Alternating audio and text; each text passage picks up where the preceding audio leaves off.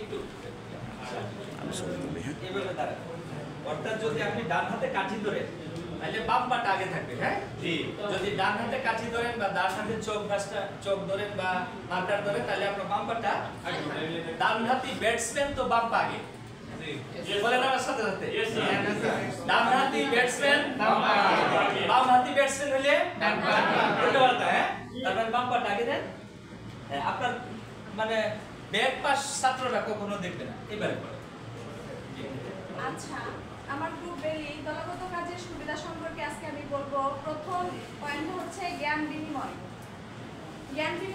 দলগত কাজে জ্ঞান বিনিময়ের একটা বিশেষ গুরুত্বপূর্ণ স্থান দখল করে আছে। তারপর সামাজিক দক্ষতা বৃদ্ধি, যোগাযোগের উন্নতি, সহনশীলতা বৃদ্ধি, দুর্বল শিক্ষার্থীদের আত্মবিশ্বাস বৃদ্ধি, আনন্দঘন পরিবেশে সৃজনশীলতার বিকাশ, কঠিন সমস্যার সহজ সমাধান। আপনাদের কারো কোনো কিছু বলার?